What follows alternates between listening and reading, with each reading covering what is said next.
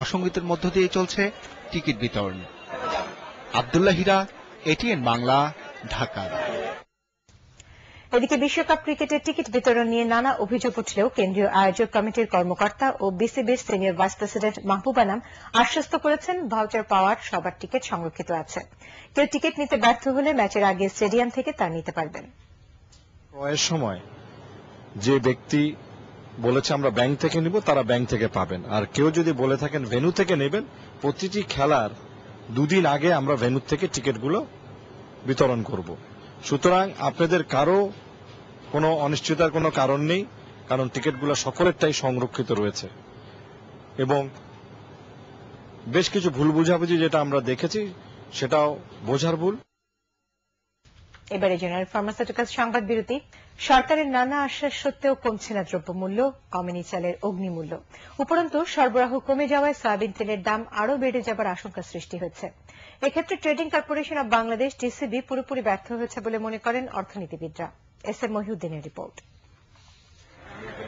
কয়েক সপ্তাহ ধরে বাড়তে থাকা চালের দাম কিছুটা কমতে পারে ভেবে ছুটির দিনে যারা বাজারে গিয়েছিলেন তাদের ফিরতে হয়েছে নিরাশ হয়ে। নিম্ন আয়ের মানুষের মোটা চাল এখনো বিক্রি হচ্ছে ৩৬ টাকা কেজিতে, আর নাদিরশাল মিনিকেট ৪৮ থেকে ৫২ টাকায়। দাম বাড়ার প্রবণতা অব্যাহত আছে তেলের বাজারে। খোলা তেল ১০৫ থেকে ১১০ টাকার মধ্যে থাকলেও তার সরবরাহ প্রয়োজনের তুলনায় অনেক কম। আর বোতলের সয়াবিন ১২০ থেকে ১৩০ টাকা।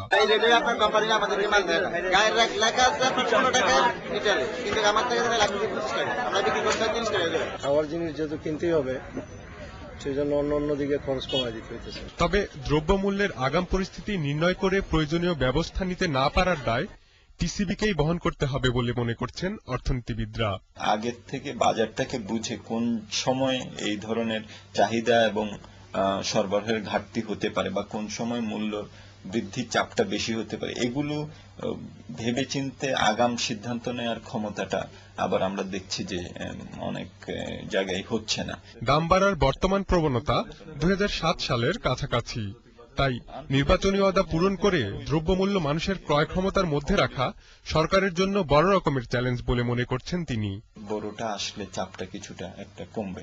কিছু সীমাবদ্ধ আকারে হলেও রেশনিং করার চেষ্টা করা হচ্ছে, তারপরে আমদানি বৃদ্ধি করার একটা সিদ্ধান্ত হচ্ছে। এগুলো বাজারের উপরে অন্তত মনস্তাত্ত্বিক দিক থেকে কিছুটা হয়তো ইতিবাচক প্রভাব রাখতে পারে। তবে বাজারে পর্যাপ্ত পরিমাণের শীতকালীন সবজি থাকায় দাম বাড়ার প্রবণতা স্পর্শ করেনি কাঁচা বাজারে। আর মাছের দাম এখনো ক্রয় ক্ষমতার মধ্যেই আছে বলে জানিয়েছেন ক্রেতা বিক্রেতারা। এছাড়া অপরিবর্তিত আছে মুরগি, মাংস ও ডিমের দাম। S M Mohiuddin, ATN Bangla, Dhaka. Share ও পণ্যের বাজার সামলাতে না পারলে সরকারের পরিণতি ভালো হবে না বলে মন্তব্য করেছেন আইন মন্ত্রণালয় সংক্রান্ত সংসদীয় স্থায়ী কমিটির সভাপতি সুরঞ্জিত সেনগুপ্ত। ঢাকা রিপোর্টার্স ইউনিটিতে আন্তর্জাতিক মাতৃভাষা দিবস উপলক্ষে আয়োজিত এক আলোচনা সভায় তিনি এ মন্তব্য করেন। শেখ নাজমুল হক সৈকত জানাচ্ছেন বিস্তারিত। বঙ্গবন্ধু সাংস্কৃতিক জোট আয়োজিত এ আলোচনা সভায় বক্তারা শেয়ার বাজারে দরপতন আর দ্রব্যমূল্যের ঊর্ধ্বগতিতে অসন্তোষ জানান। এ সময় আওয়ামী লীগের উপদেষ্টা মণ্ডলীর সদস্য সুরঞ্জিত সেনগুপ্ত অর্থ ও বাণিজ্য মন্ত্রীর যোগ্যতা নিয়ে প্রশ্ন তোলেন। তিনি বলেন, কিছু মন্ত্রীর যোগ্যতার অভাবে সরকার ব্যর্থ হলে জনগণ কাউকেই ক্ষমা করবে না। সময় থাকতে সবাইকে সতর্ক হওয়ার আহ্বান জানিয়ে সুরঞ্জিত সেনগুপ্ত বলেন, কেবল বিরোধী দলের ষড়যন্ত্রের কথা বলে পার পাওয়া যাবে না। বাজার সামলান, শেয়ার বাজার সামলান, এই রকমের হিউজ মেজরিটি কিন্তু তারাও পেয়ে আসছিল। বিএনপি যখন সবকিছুতে ষড়যন্ত্র দেখা শুরু করলো, দুর্নীতিতে আকণ্ঠ নিমজ্জিত হল, রাষ্ট্র পরিচালনায় ব্যর্থ হল এবং লুণ্ঠনই একমাত্র আদর্শ নিল, এদেশের মানুষ তাদের ছুড়ে দিতে বেশি সময় লাগায়নি। সুতরাং সবকিছুর জন্যই প্রধানমন্ত্রীকে সামনে এনে দিলেই চলবে না। প্রধানমন্ত্রী দিন রাত শ্রম করে যাচ্ছেন, প্রধানমন্ত্রীর সঙ্গে মন্ত্রীরাও তো আছেন নাকি? হ্যাঁ, আপনাদের একটু কইরা খাইতেও করতো নাকি? কিছু ব্যবসায়ী ছদ্মবেশে আওয়ামী লীগে ঢুকে পড়ে বিভিন্ন ক্ষেত্রে সরকারের অর্জন ম্লান করে দিচ্ছে বলেও মন্তব্য করেন সুরঞ্জিত সেনগুপ্ত। ছদ্মবেশীদের চিহ্নিত করার পরামর্শ দেন তিনি। দূরে যেমন ষড়যন্ত্র দেখবেন, আশেপাশেও ছদ্মবেশী ষড়যন্ত্রকারীরা যে আজকে সরকারের চারপাশে ঢুকে গেছে, এই যে আপনার মৌসুমী আওয়ামী লীগ, এদেরকেও চিহ্নিত করে এগোতে হবে। বিরাজমান সমস্যা সমাধানে আরও আন্তরিক হতে সরকারের নীতি নির্ধারকদের তাগিদ দেন সুরঞ্জিত সেনগুপ্ত।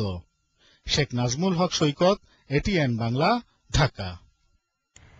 দেশের একমাত্র প্রবাল দ্বীপ সেন্ট মার্টিনে ডে ট্যুরিজম চালুর সিদ্ধান্ত নিয়েছে সরকার। দ্বীপটিতে রাতে থাকতে হলে এরপর থেকে ট্যাক্স দিতে হবে পর্যটকদের। তবে সরকারি এই সিদ্ধান্তে সেন্ট মার্টিনের পর্যটন বাণিজ্য ক্ষতিগ্রস্ত হবে বলে মনে করছেন স্থানীয়রা। বিশ্বমানের হোটেল মোটেল না থাকায় এমনিতেই বিদেশি পর্যটকরা এ দ্বীপে যান না বলে অভিযোগ তাদের।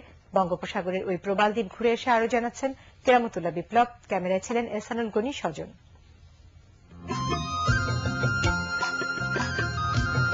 সাগর শৈবালে প্রকৃতির অদ্ভুত নির্মাণ শৈলীর কারণে ছোট্ট এই দ্বীপ পর্যটনে বিশ্বব্যাপী পরিচিত করেছে বাংলাদেশকে। সেই সেন্ট মার্টিনই মানুষের নির্মম বৈরী আচরণে আজ ক্ষতবিক্ষত। আকার আয়তনে দ্বীপের পরিধি যত, তাতে স্বাভাবিকভাবে থাকা যায় শত-এক পরিবার। আজ সেখানে 7,000 মানুষের ঠাসাঠাসি বসত। এলোমেলো হোটেল দোকান গড়ে দ্বীপের প্রাকৃতিক গঠনই বদলে ফেলেছে প্রভাবশালীরা। রাজধানী থেকে গিয়েও অনেকে অগোছালো পর্যটন বাণিজ্য করছেন সেন্ট মার্টিনে। ডে ট্যুরিজম যদি করি, রাত্রে কেউ থাকবে না বা যারা থাকবে তাদের একটা ট্যাক্স দিয়ে থাকতে হবে। আর ওখানে 6,000 যে লোক রয়েছে তাদেরকে অন্যত্র নিয়ে এটা পুরো গভর্নমেন্টকে এক্সক্লুসিভ ট্যুরিজম করবে কিনা। স্থানীয় জনপ্রতিনিধিরা বলছেন, সরকারের ক্ষমতা বদলের সাথে সেন্ট মার্টিনের উন্নয়ন কাঠামো আর পরিকল্পনাও বদল হয়। তার ধাক্কাতেই এবার চলছে ডে ট্যুরিজমের চিন্তাভাবনা। এখানে ডে ট্যুরিজম না, এটা নাইট হলে এখানে করতে হবে। আমরা মাস্টার প্ল্যান শুনতে যাই। আমি 8 বছর যাবো চেয়ারম্যান, এবং মাস্টার প্ল্যান কোনো সময় দিবে আসে নেই, পাইও নেই। আগ্রহী বিনিয়োগকারীরাও একমত স্থানীয় বাসিন্দাদের সাথে। দেশের একমাত্র প্রবাল দ্বীপটির পর্যটন সুবিধা বিশ্বমানের করে রাজস্ব আয় বিপুলভাবে বাড়ানো সম্ভব বলেও মনে করছেন তারা। প্রাকৃতিক সৌন্দর্য বিবেচনায় বাংলার তাজমহল বলা হচ্ছে সেন্ট মার্টিনকে। এই একমাত্র প্রবাল দ্বীপটির ভাগ্য উন্নয়নের জন্য কিংবা একে বিশ্বমানের পর্যটন কেন্দ্র হিসেবে গড়ে তোলার জন্য সরকারের তরফ থেকে যে ধরনের কর্মসূচি কিংবা পরিকল্পনা নেওয়া দরকার, তার অনেক কিছুই এরই মধ্যে নেওয়া হয়েছে। কিন্তু যারা এই দ্বীপটিতে ঘুরতে আসছেন তারাই দেখছেন সেই পরিকল্পনার অনেক কিছুই বাস্তবায়নে হয়নি বা চোখের সামনে দেখা যাচ্ছে না। তাই এই দ্বীপটিকে আন্তর্জাতিক মানের পর্যটন কেন্দ্র গড়তে কিংবা বিদেশি পর্যটকদের আকৃষ্ট করতে হলে সে সকল পরিকল্পনা খুব দ্রুত বাস্তবায়নেরও তাগিদ জানানো হচ্ছে। কেরামতুল্লাহ বিপ্লব, এটিএন বাংলা, সেন্ট মার্টিন, কক্সবাজার। এবার অমর একুশে নিয়ে আমাদের বিশেষ আয়োজন 21-এর উৎসব।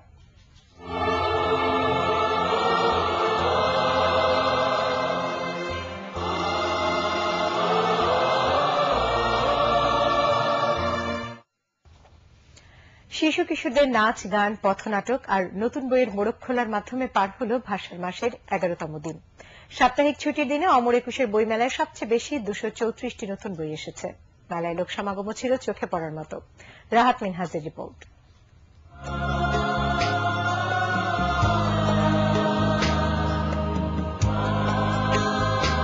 সাপ্তাহিক ছুটির দিন দুপুরের পর থেকেই বাংলা একাডেমি চত্বরে বই পড়ুয়াদের ভিড় বাড়তে থাকে।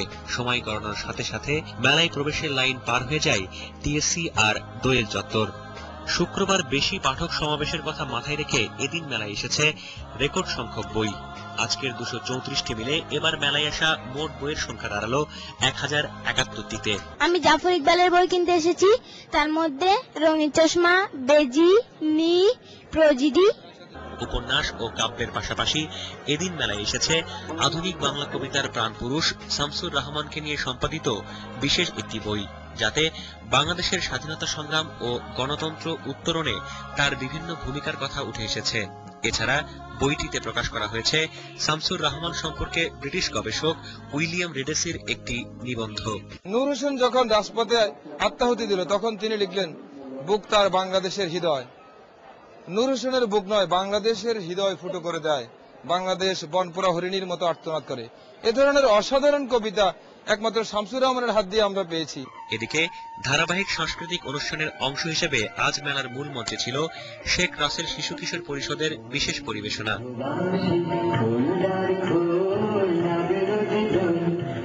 অন্যদিকে ঢাকা বিশ্ববিদ্যালয়ের সড়ক দ্বীপে আমার ভাষার নাটক শিরোনামে পথনাটক উৎসবে প্রদর্শিত হয়েছে সুবচন নাট্য সংসদের নাটক the mad. Rahat Minhaj, ATN Bangla, Dhaka. এবারে রয়েছে আফতাব গ্রুপ অর্থ সংবাদ।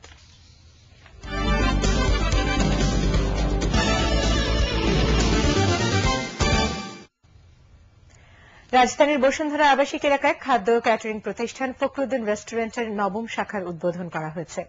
নতুন এই শাখার উদ্বোধনী অনুষ্ঠানে বাংলাদেশ টেলিযোগাযোগ নিয়ন্ত্রণ কমিশনের সাবেক চেয়ারম্যান সৈয়দ মারকুব মোর্শেদ, প্রতিষ্ঠানের চেয়ারম্যান মোহাম্মদ রফিক, ব্যবস্থাপনা পরিচালক আব্দুল খালেক, এটিএন বাংলার বিক্রয় ও বিপণন উপদেষ্টা শামসুল হুদা অন্যান্যের মধ্যে উপস্থিত ছিলেন।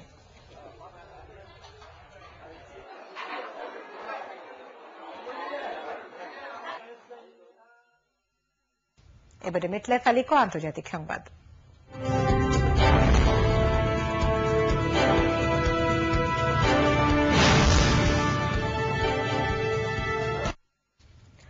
দক্ষিণ সুদানে সেনাবাহিনী ও বিদ্রোহীদের মধ্যে সংঘর্ষে শতাধিক মানুষ নিহত হয়েছে।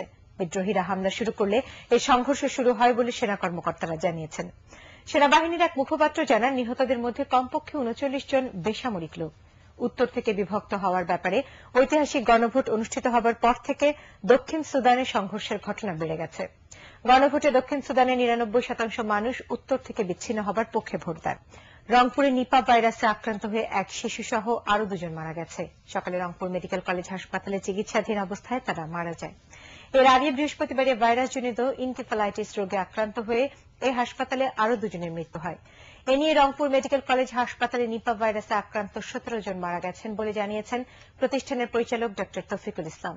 হাসপাতালটিতে বর্তমানে ১৬ জন রোগী চিকিৎসাধীন রয়েছেন বলেও তিনি জানান। কাব ক্যাম্পপুরীর প্রশিক্ষণ নিয়ে স্কাউট সদস্যরা নেতৃত্বের গুণাবলী অর্জন করে সুনাগরিক হিসেবে গড়ে উঠবে বলে আশা প্রকাশ করেছেন বাণিজ্যমন্ত্রী ফারুক খান। দুপুরে গাজীপুরের মৌচাক জাতীয় স্কাউট প্রশিক্ষণ কেন্দ্রে আয়োজিত ৭ম জাতীয় কাব ক্যাম্পপুরী অনুষ্ঠানে ক্যাপ্টেন এম মনসুর আলী ভিলেজের প্রযুক্তির আলো উদ্বোধনকালে তিনি এই আশা প্রকাশ করেন। কাব স্কাউটদের তথ্য প্রযুক্তি বিষয়ক ধারণা দিতে প্রযুক্তির আলো এই প্রশিক্ষণে অন্তর্ভুক্ত করা হয়েছে। প্রদর্শনীতে ৩০টি স্টল স্থান পেয়েছে। রাজধানীর অদূরে নন্দন পার্কে অনুষ্ঠিত হল television reporters unity of Bangladesh TRAB আয়োজিত পুরস্কার বিতরণী অনুষ্ঠান এশিয়ান সিটি অ্যাওয়ার্ড ২০১০। এই উপলক্ষে নন্দন পার্ক পরিণত হয় দেশ বরেণ্য তারকাদের মিলন মেলায়। এবছর শ্রেষ্ঠ অভিনেতার পুরস্কার পান খোঁজ দ্য সার্চের এম এ জলিল অনন্ত, আর শ্রেষ্ঠ অভিনেত্রীর পুরস্কার পেয়েছেন চিত্রনায়িকা শাবনূর। এছাড়া সঙ্গীতের বিভিন্ন শাখায় পুরস্কার পেয়েছেন আঁখি আলমগীর, নীলা, আয়ুব বাচ্চু, মনির খান ও বিপ্লব। নন্দন গ্রুপের chairman Masrur Chowdhury, head of operation অবসরপ্রাপ্ত মেজর মাহমুদুর রহমান সাকিব, ট্র্যাব সভাপতি সালাম মাহমুদ এই সময় উপস্থিত ছিলেন। অনুষ্ঠানের মিডিয়া পার্টনার ছিল এটিএন বাংলা। এবারে রয়েছে পাটেক্স খেলার খবর।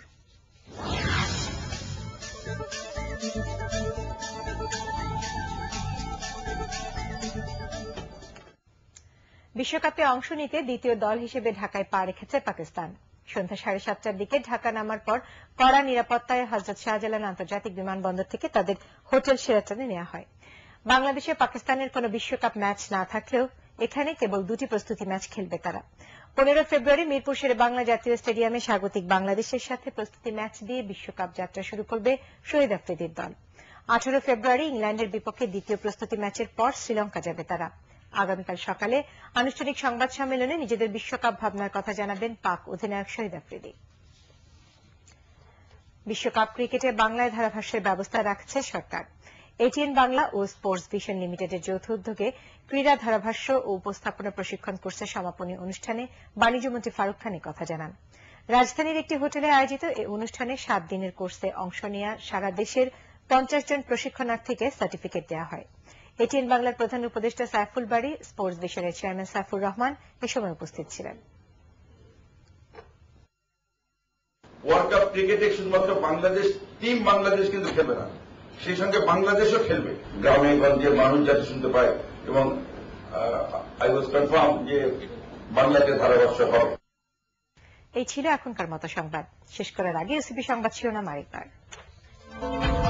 আগামী নির্বাচনে বিপত্তি ঘটলে তার পরিণতি সম্পর্কে নেতাকর্মীদের হুঁশিয়ার করে দিলেন সৈয়দ